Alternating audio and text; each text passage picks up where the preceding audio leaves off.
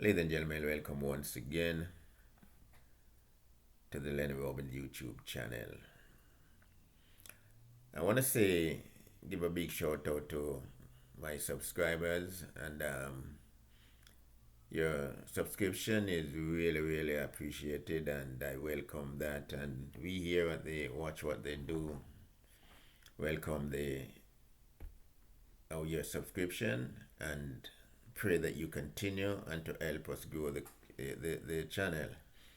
For those who have not yet subscribed to the channel, we pray that you will, and we welcome your effort or your help in helping with your help to help us grow this channel by subscribing to the channel and leaving your comment in it, whether we are doing good or we are not doing good.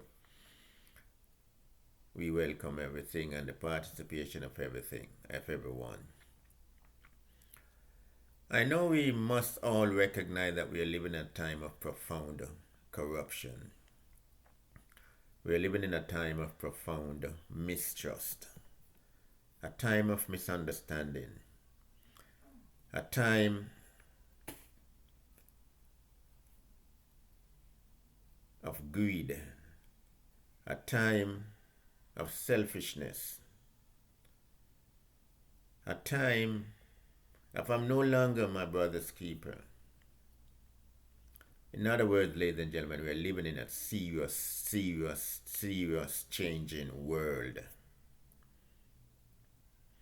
I say that because I notice what is happening, something that is happening on YouTube, and I hear no one speak about it. And I think, as a matter of fact, I think the Prime Minister and the Minister and the opposition leader needs to come together and create some ethical standard of conduct by which our people can really speak about your Prime Minister or about your opposition leader, about any member of Parliament.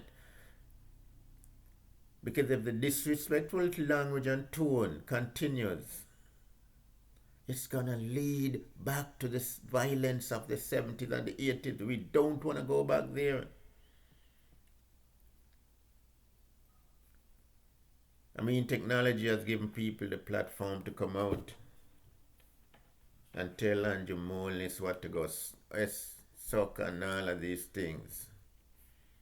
And we know explanation of what Jamaican talk. Andrew Molness is the devil and him for dead.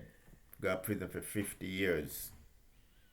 Where the money we get from Melissa, sit down upon it or you take it for you and your friends them. Same thing about PMP. Mark Gold in this, Mark Gold in that, PMP this, PMP that. And we curse out our elected leaders, the very people we elect to be in government and to be in the opposition, to act as checks and balance against the government. We curse them out in the most derogative and disrespectful way. But I wonder how many of us is convinced that we are not helping Jamaica by doing what we're doing. We're not helping Jamaica, but when we comment on our leaders, our political leaders, the very people we elect and put in place, when we speak about them in this manner, are we helping Jamaica? Because if we're not helping Jamaica, we're not helping ourselves, because we're not even helping the political parties. We're helping none of them. But what I'm quite sure of,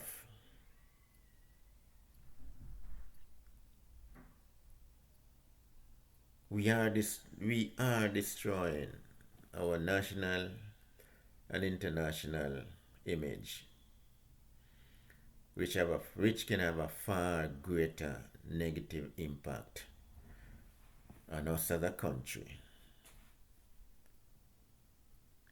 than even our own implosion politically.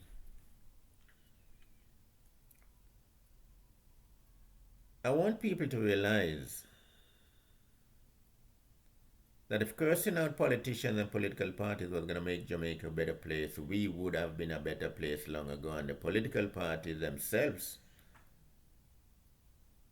would have a higher standard of conduct to live up to. Politicians individually would have a higher ethical standard of conduct to live up to and all of these things. But we are allowed to watch it go, to watch the cursing and the negative thing that being said, the most disrespectful thing one can think of being said about both politicians and in the government and in opposition. Drag the politics to the gutter. Drag our politicians down.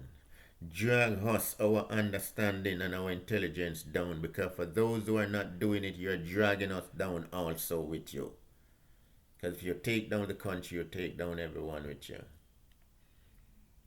And I'm not going to pretend that it makes sense for me to support the cursing out of our political leaders and elected leaders now. What we need to start to support is to put pressure, find ways, creative ways to put pressure on the government to do things that we think they should be doing. Be creative to find ways to put pressure on our government to be transparent to us, to be honest with us, to deal with us with respect, to let us reap the peace benefit, as the Minister of National Security talked about communities across Jamaica as reaping. We need a better quality of life also in the ghetto. We need a better quality of life in the countryside. So we need to find ways and means to put pressure on our representative and onto government for them to listen to us. Because when people power move,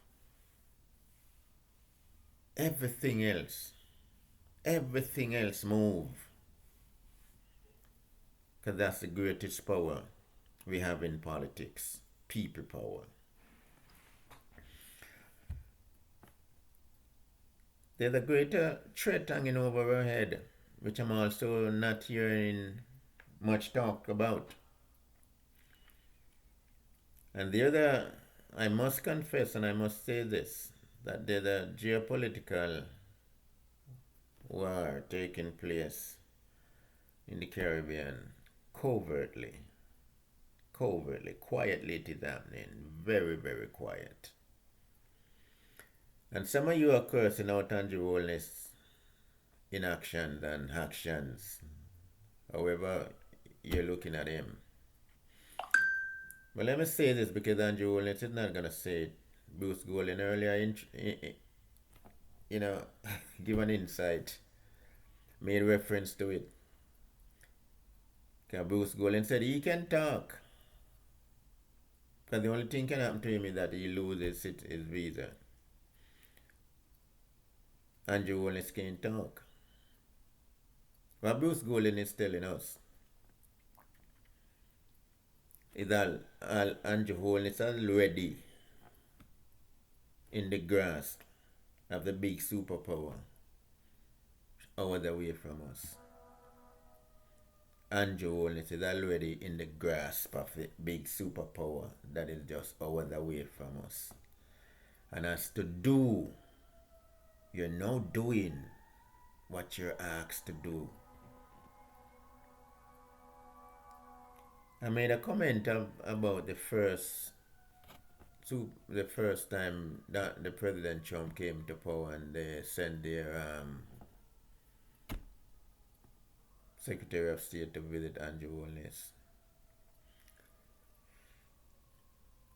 And I still don't believe Andrew Holness speak the truth on that matter, and I still don't believe he speak the truth about the second visit he got from Marco Rubio, Secretary of State, in the new president's term. And if we're here sitting thinking that just Venezuela and Cuba is the target, we better get our act and our thoughts together. It's quite possible we just wake up one day and we're under a new regime, new control, and not just Cuba and Venezuela, the entire Caribbean. the entire Caribbean. I heard Mayor Motley made a speech, published a speech by Mayor Motley, the Premier of Barbados. She's asking and calling out loudly for Caribbean unity, for Caribbean integration to come together as one body. And everybody praised it. Everybody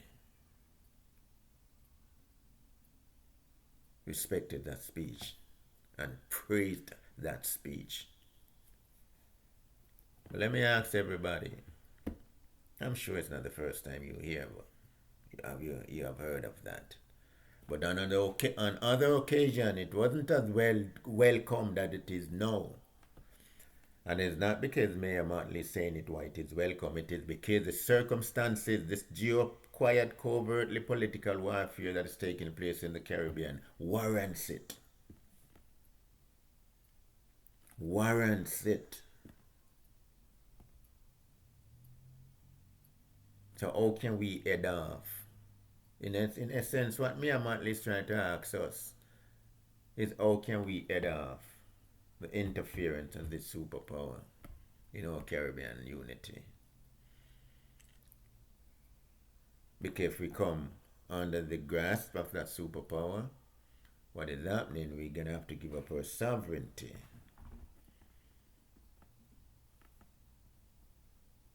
Just to align ourselves with such superpower. And if we don't have sovereignty in our own country, where else are you going to have it? Not under the hand or the control of the superpower. Not when the superpower directs what happens next and what you do next, what you don't do next. There's a major drive to kill the US dollar, the petrodollar. There's a major drive to, not to kill it, but to weaken it. To the extent where it is not more important to, and it's of no real importance to trade anymore. But on the other hand, superpower is doing its best to control the western hemisphere of the world, which includes us. I don't think we are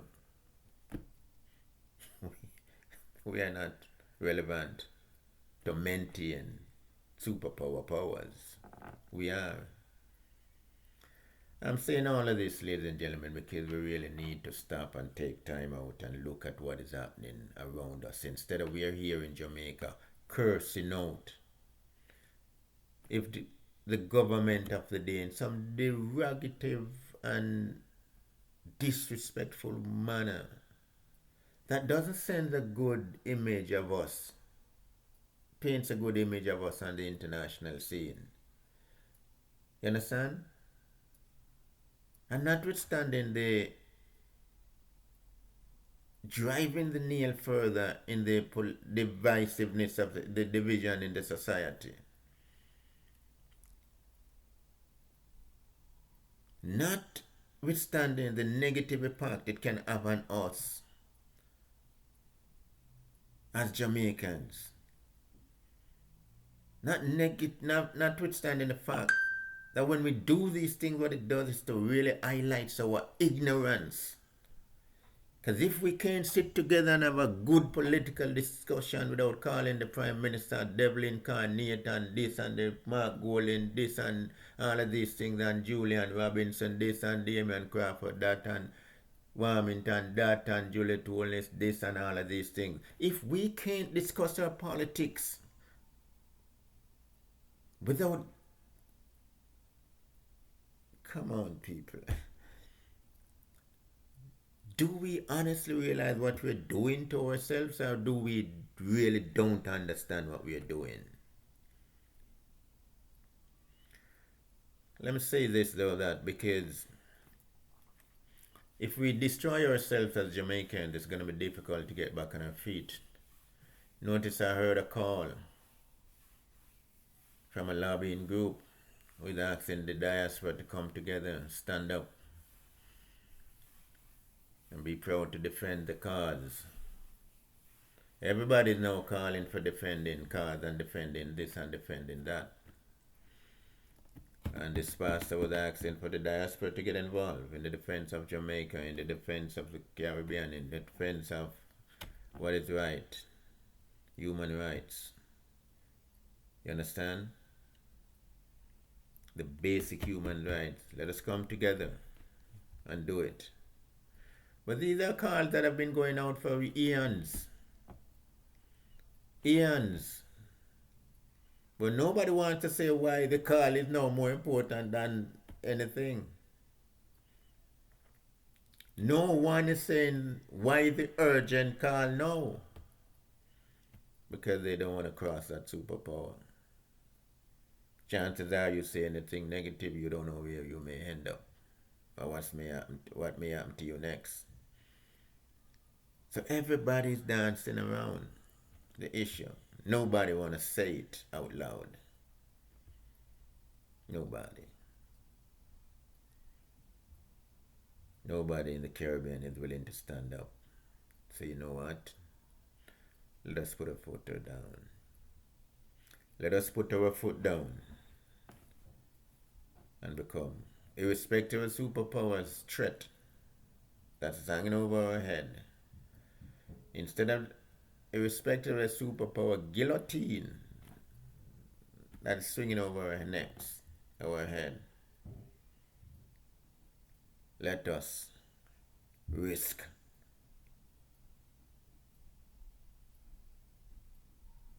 of fighting, putting up a resistance, and coming together as one people than to run the risk of losing our sovereignty at the break of dawn. Ladies and gentlemen, I want to continue this thing because I have a few more things to say about it, because this geopolitical war is changing the world across all continents. And we in the Caribbean are no exception. It is happening in the Caribbean and it's going to affect us. So we Caribbean leaders have got to decide what we want for ourselves. Caribbean people has to decide, what do you want for yourself? And how do you want it? Ladies and gentlemen, welcome once again. I hope I said something that raised a few eyebrows, or opened a few thoughts. And I'm going to ask anyone those who have not yet subscribed to the channel, please subscribe to the channel. We welcome your subscription. And we welcome the help you input in helping us to grow the channel. Ladies and gentlemen, welcome once again to the Lennie Robbins YouTube tube. My follow-up will be coming in a few days to this, because it's important to paint the picture as it is, to give a better and a more fulsome understanding of exactly how this geopolitical warfare is going to and can take us down, or the plan to take us down or take us apart. Ladies and gentlemen, welcome again, Lennie Robbins YouTube channel.